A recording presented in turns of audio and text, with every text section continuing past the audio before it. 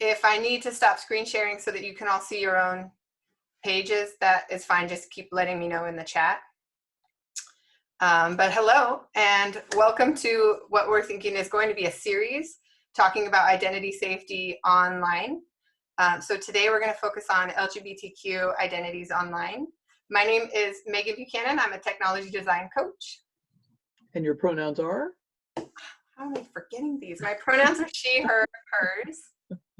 Thank you. That's good. I'm Shane Wally. I am the community coordinator in the equity office. I'm still pretty new. This is week 8. So I got to learn my job with humans in real time. And now I'm learning, as we all are, how to do my job this way. It looks like you're getting a request. Yeah, you saw it. Okay. That's good, because that way you won't have to see us and pictures of us. It's too much us. I like it. So if in the chat box you could please tell us your name, your pronouns, and your role. So what you teach and where you teach it, if that is who you are, if you're a counselor, where you do your work. So not only your role, but it's helpful for me. I'm still learning the 129 schools. So fill up that chat box.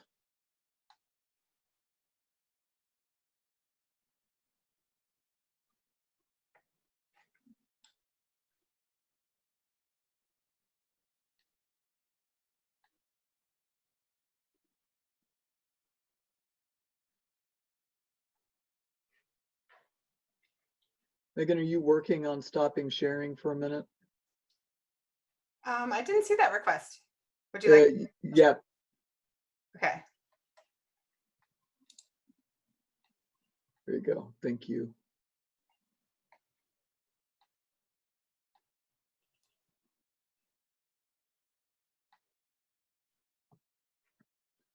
And are you still letting people in? I know you're like triple to quadruple tasking. Yep. So far, everybody's in. Okay. And how many folks do we have? Right now we have 10. Oh, 11. Okay. Smaller group. Okay. Yeah, this will be really nice. If you just joined, we are currently putting our name and role in the district and our pronouns in the chat.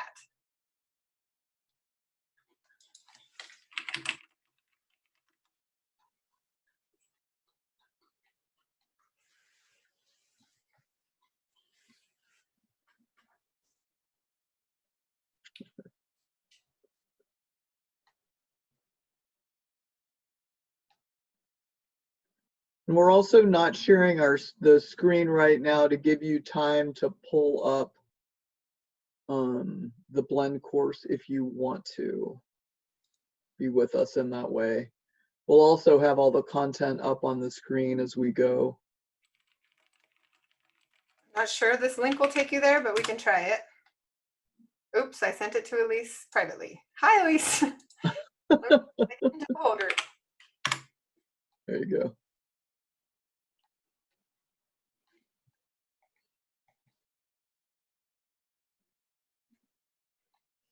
If either of those links work, will somebody, or I mean, the one link that I posted publicly, if that works, will someone just let me know? Okay, great. Thanks, Yeah. Kevin. At least we know it works for Kevin. Hopefully it'll work for everyone. Sorry, we just also co-facilitated a workshop where we had a lot of bumpiness with the technology. So I'm really glad that people were learning as we go. All of us. All right, are we ready? This is the one thing we didn't put a name on who's going to do it. Do you want to do it? Nope. Okay. I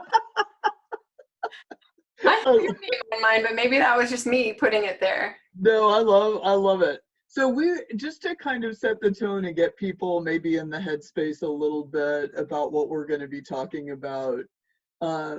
If you could just take maybe 30 seconds to kind of quietly think for yourself, the first time you ever lied to a parent or caregiver about something that was significant in your life.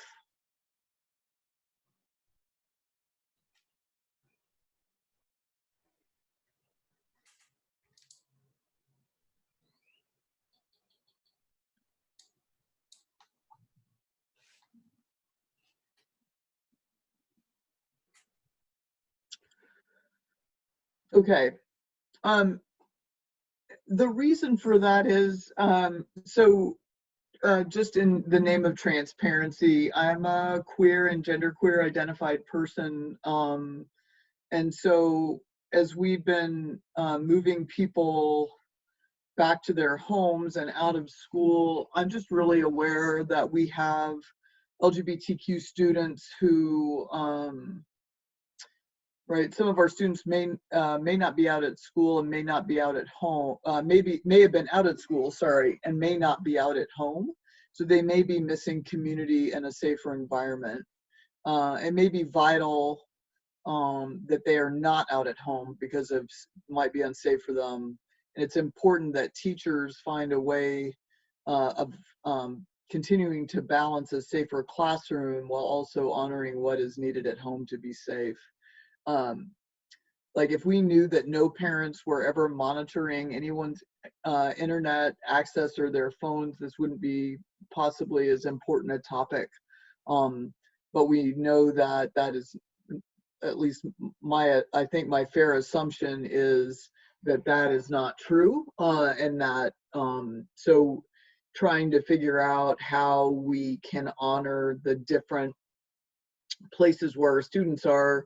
And as we go through, we're going to talk a little bit about at least my idea of kind of what those buckets are. And then toward the end of the session, we're going to do an exercise to think about how we can be supportive of kind of each constellation that students might be under. So just to be really clear, this is not an LGBT 101 or an ally training. This is really specific to this moment in time and where we are, and thinking about kind of the specific needs that you may or may not be thinking of in terms of our LGBTQ folks. Do you want to do objectives? Sure. I do want to do that because I can read it. Today we're going to be considering the implications of moving our learning and socializing online for students who identify LGBTQ. We're going to explore some ways we think we might be able to help students navigate with in regard to names, pronouns, especially in systems online that are like based on their legal name or pushed out from the district roster. So we've included some processes for that. Reflecting on ways to help students who identify as LGBTQ feel included, supported, and seen, especially with regard to online spaces.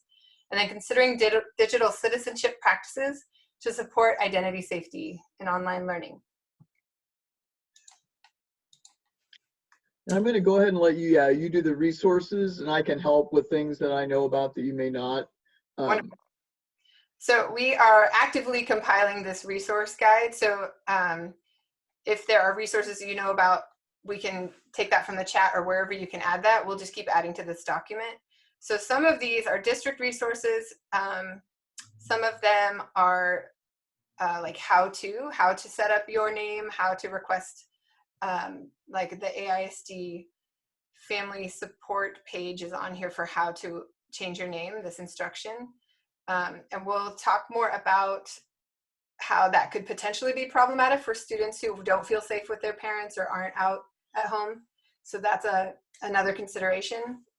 And then there are some articles and websites with resources. We wanted you to have a quick guide too. If you know a student in crisis or you want to have these numbers and websites on hand, this is there for that also. Cool. And Shane, if you wanted to say anything about the resources, I'll leave it on this page for a second.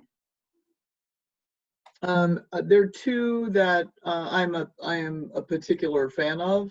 One would be the GLSEN, Activate Supportive Educators. So they have been long-term supporters of educational practices for K through 12. And so this is just a link to one of their pages, but their website is a super helpful website. And then the Trans Student Educational Resources page is one of my favorites. I'm a longtime trainer around LGBTQ identities, and their infographic page just has great things that are helpful in terms of information. They also can sometimes be helpful graphics, right? Like the pronoun chart, if you scroll back up just a little bit, is often a really helpful both learning tool and a great thing to have, like, whenever we're back in classrooms, to have in your classroom as a learning tool. They also have a lot of good information on kind of statistics. So if you were trying to make a case for why this conversation is important, with administrators who don't know the numbers, they have a lot of great kind of research and information about data. So. And Shane, when you said put that on your classroom, I think it's really interesting to think about how you can put that on your virtual classroom. So if you want to link to that, we've seen people link it in their signature to help talk about pronouns and why that's important. Great, thank you.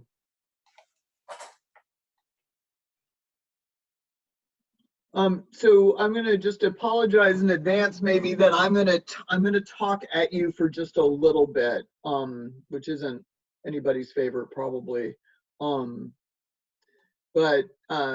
we love this graphic, as I think for a lot of our LGBTQ students, this may be something that they think of with every person that they walk up to, is if I came out to you, would you support me? Or if I came out to you, what would happen?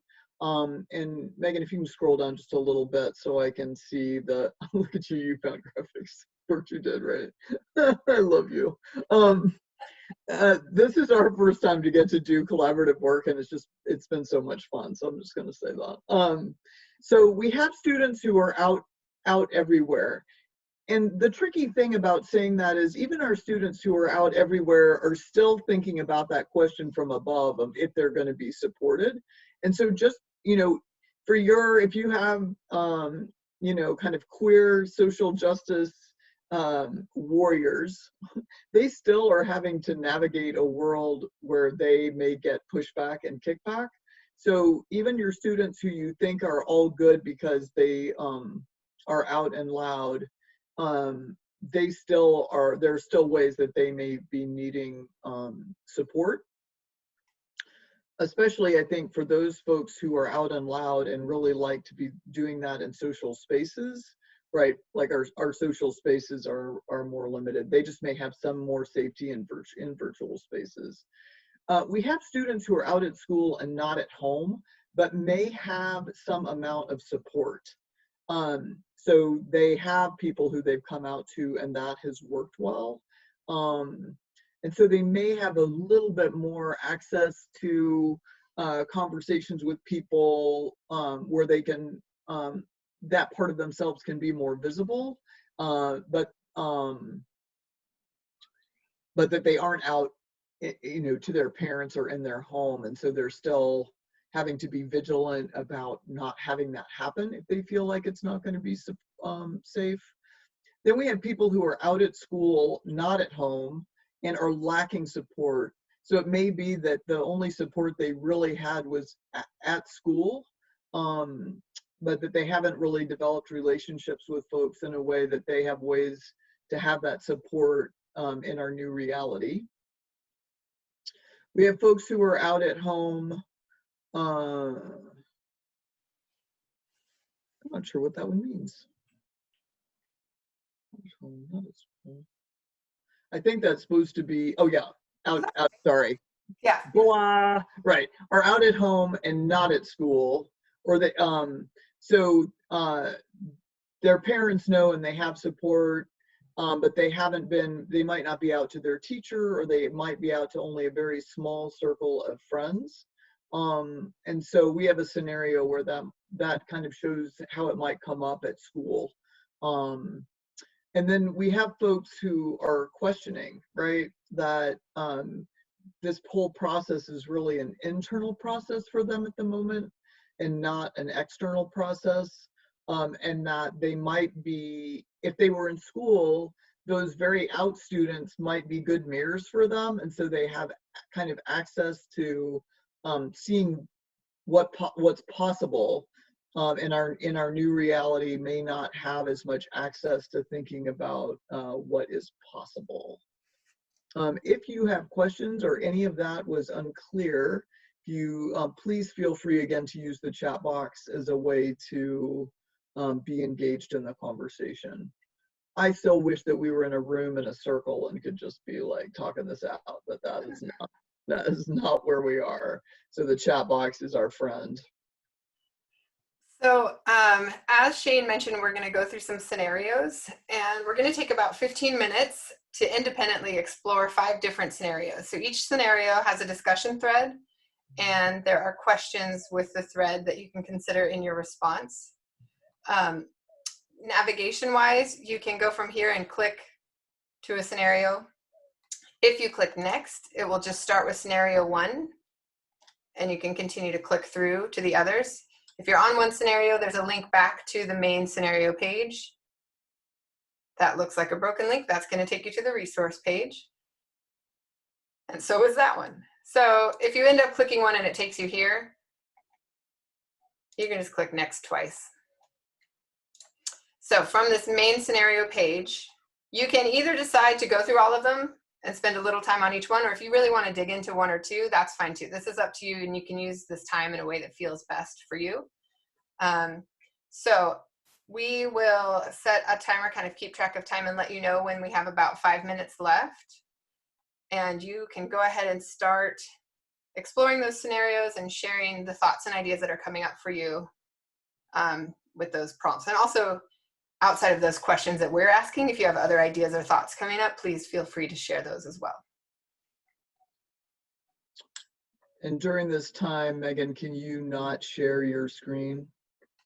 Yes. And I will be in the chat in case anything comes up. Please continue to use the chat window.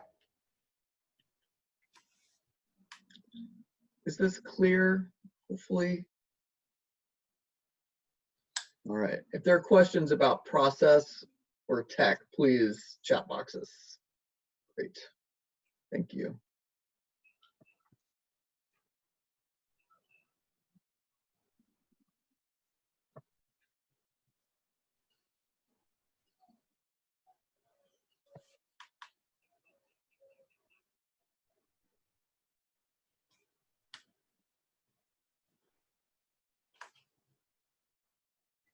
Shane, I'm actually going to go in and participate in the discussions too. I don't know if you want to do that, but.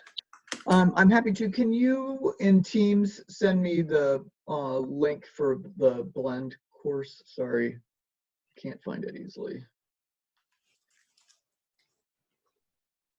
Thank you. Mm-hmm.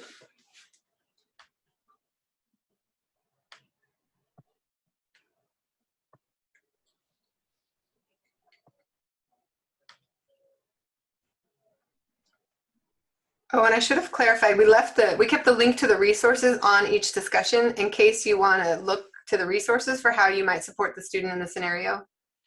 So I tried to make that an easy back and forth click. And I'm going to fix the link right now that wasn't working.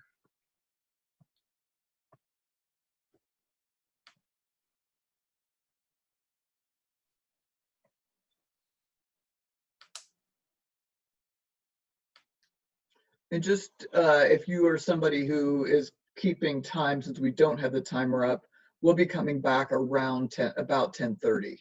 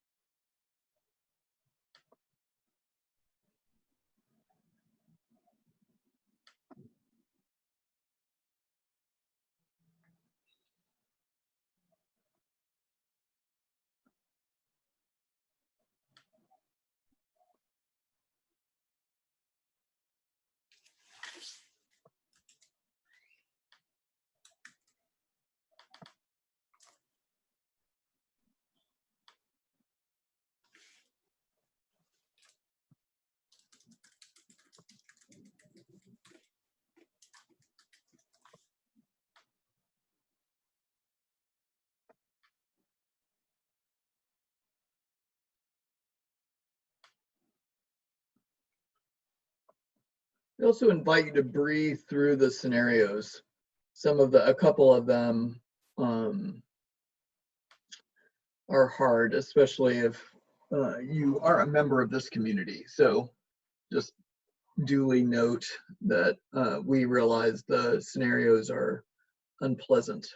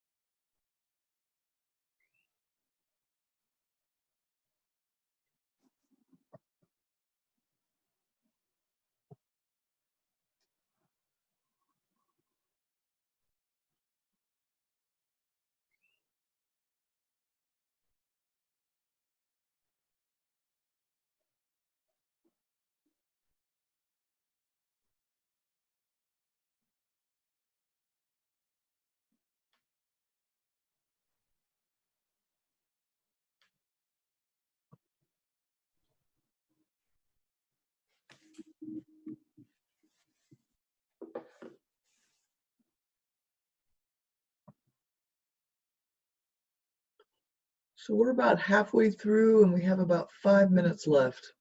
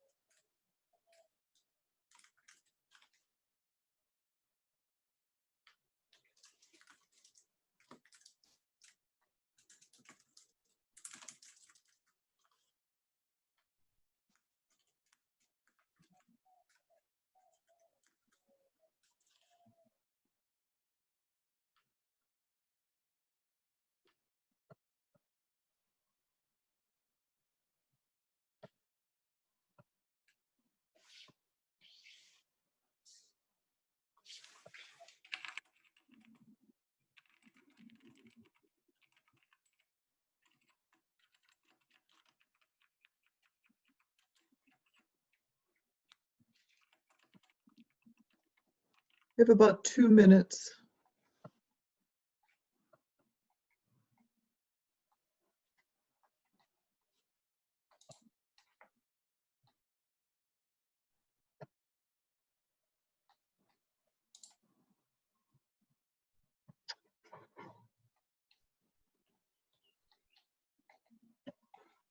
I will just say that if you haven't made it to scenario 5 and you want to see Megan's brilliant Dear Diary writing, I highly recommend that you look at it before we come back together.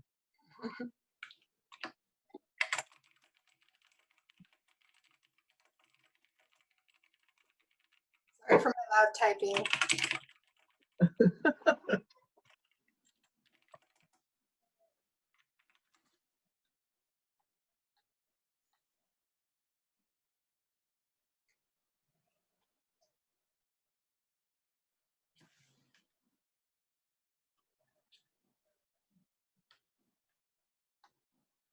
One more minute.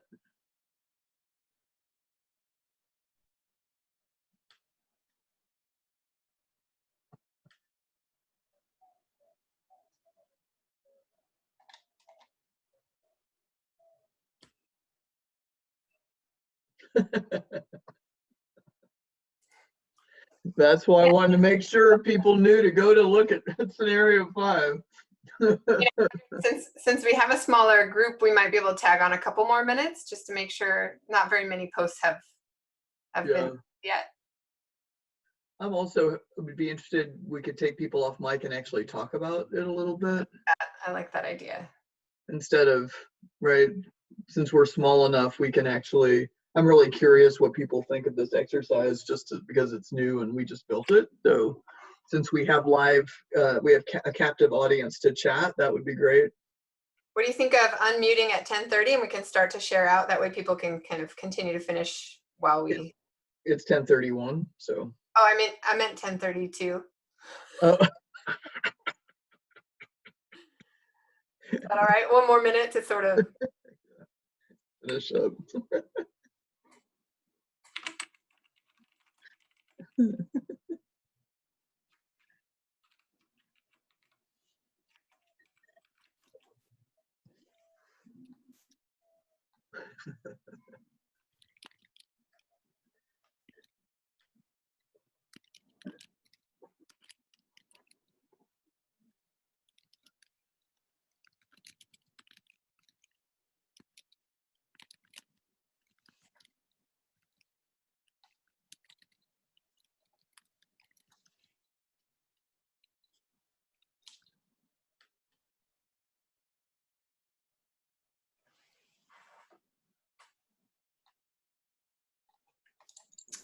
All right, I unmuted. So if you need to stay muted, you'll have to self-mute. There's only like one option for me to click. All or nothing. So I have, I'm a social worker and I know I'm not supposed to stack questions, but I'm going to. So there are two things that I'm really curious about. One is, do you have any questions about any of the scenarios or anything that you were like, oh, I'm not quite sure what should be happening? And then the other thing I'm really curious about, and you can use the chat box for this if you want to, is like, what was this like? Was it helpful? Is there anything that we could have done differently? And then Megan, just to be clear, right, that this will stay up, right? So people can come back to it.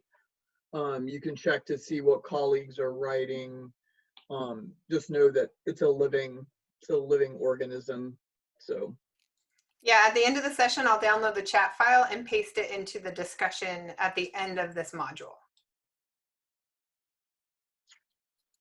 So yeah, any questions, and what do you think? Let us know. Jen here. I think honestly, some of this is very much new territory for many of us, and especially me as a school counselor. It's definitely helping me to think through kiddos of mine that I need to be very cognizant of how I'm going to be talking with them. And this was actually tied into what I'm worried about, just counseling period through video chats, because of who will be there. My kiddos will not be, I won't be able to, in my opinion, be able to provide that true safe space. So this is helping me kind of think through, how am I going to still be able to help fulfill the needs that they have, and feel safe at the same time through this new virtual world. Yeah, it's a weird double bind, right? Like we want them to tell us, and we know that it may or may not be safe. So really checking in with them about that is going to be helpful. Mm-hmm. And then Kevin mentioned scenario 1, something similar happened on campus. Did you want to speak to that? Yeah, Kevin here. Hey, yeah, that happened kind of similar. The tech portion of it, I'm not so sure on, but you know, that was the first time that had come up in my experience as an educator, and it was the references or the information in the comments was fascinating to read, because a lot of that stuff I didn't know. But the beautiful thing was that as a campus, and my administrator, to his credit, brought us all together to support this particular child and to make sure they were seen. And it was a really engaging learning process for me. And I'm you know, I can't speak for everybody on staff, but there was a great many of us that were very thankful for that information. Because it was something you know, like I said, I've never experienced before. I've taught elementary for 14 years, and this was my first experience of that. So to see that scenario right out the gate, you know, the first one, yeah, it was just a learning experience, you know, that I was thankful for. I'd like to find out more. I feel like I'm not as knowledgeable as I should be, and I'd like to be more open and receptive to understanding, you know, scenarios. And I didn't really have a chance to go through every single one, but yeah, I don't know if that makes any sense, but there you go. I think it does. And I see Elise's hand up, and I also have a response to that, but I wanted to see what Elise, make sure I called on her. Yeah. So one thing that the first scenario and the third scenario really got me thinking about, last year I had an experience where I had a student who was very much out at school and very much not at home. And I had to work with them every time I was going to send anything home to make sure that they approved all the wording that I was using. Even signing their yearbook was like, please make sure you use this name for me. And so going to the digital environment, this year I feel lucky that I don't have that same situation, but for any teachers that do, do you guys have any recommendations for anybody who might be in that situation where we're now just going straight home and we might not have that extra opportunity all the time to have our student make sure they're comfortable with all the wording? I guess maybe an assumption, and I'm curious what other people think, but my assumption going into any interaction with a student would be to err on the side that they're not out. But then I don't really know how I would get more of that information from them, knowing that they might not have any privacy, or they might be being monitored, because most of the resources on the website and, you know, being tweeted about say, monitor your children when they're on Zoom, make sure that you're like keeping a close watch as they're learning online or exploring social media. So I don't know where the balance is for the students to still maintain some privacy and some boundaries. I might just ask the student in a code, right? Like, I think LGBTQ folks often are good at coded language. So I might say like, hey, if we needed to have a conversation about something, I don't know what word I'd use because private is hard, right? Like, what would be the best way, if we just want to have a conversation, the two of us, what would be the best way to do that, right? So again, having it be more student driven on, and then they'll know, you know, like whether that's whatever that form of communication is. But yeah, always erring on the side that this, you know, especially younger students have a lack of privacy, and that students, one of the other scenarios which I think we talked about is people who are out at home but parents are not supportive. We actually didn't talk about this, I don't think, right? But the parents know, but it's either don't ask, don't tell, or kind of Kevin like yours, where like they know and they're unhappy. They also may be more watched right now than they might have been in the past. So there is a lot to navigate. Sorry, something I really love all of this information, and it's great to have the resources. Something as a high school teacher I've done, and this has kind of like made me realize I can make the question more open, is we were going to send out a survey to students, like a Google survey, before we start Zoom classes and online classes. And we were thinking about making one of the questions kind of broad, but like, is there anything we need to know about your home life or about how you're going to access the class? And then that can kind of give students like a space to say like, hey, just a heads up, my parents don't refer to me as the gender that I'm referred to in class, or my parents are going to be on the call with me. So that way it's kind of like an open-ended question, so they can have that sort of private space to let you know if it's a certain way. Yeah. And I just want, and I know we're out of time, Megan, so I'm going to acknowledge, and I'm going to just say one thing. I think we think a lot right now about our trans and non-binary students, and that for a lot of us, that may be the place that we are noticing the most. One of the things I just want to be really clear is that our gay, lesbian, and queer students also are in this struggle, and that we just need to be mindful that we also, that yes, trans, and they're in another layer of things, but, and this isn't just, you know, for you, Erin, but for all of us, that we also need to be thinking about sexual orientation and what that is meaning. For those of you who didn't get to the scenario about like, if you're not out at home and the love of your life was at school and you now don't have access to them, right? Like for a high school student or middle school student, that's kind of heartbreaking. So just, you know, keep the whole alphabet soup in your thoughts as you're thinking about classroom. So Megan, I'm going to pass it back to you. I know we probably can't do our final activity. Well, and I think people can maybe do it independently. So I'm going to go ahead and go to it. If you need to leave for your 20-minute self-care, feel free. After the scenarios, didn't make a jump to, but we have a Padlet in here for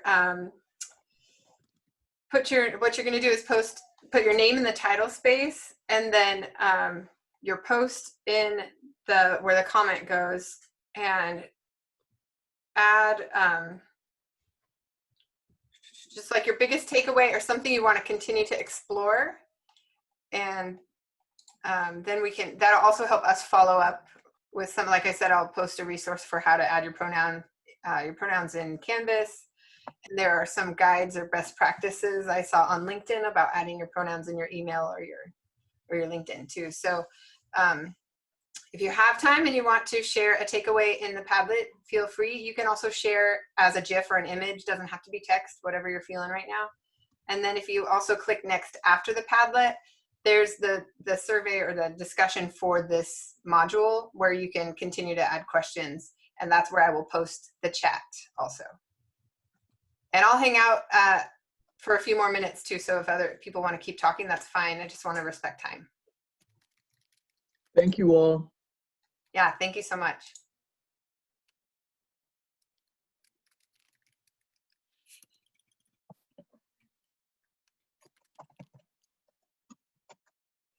And I am ending the recording now. Is that good with everyone? Is that good with you, Shane? Yep. Get one last wave. Oh.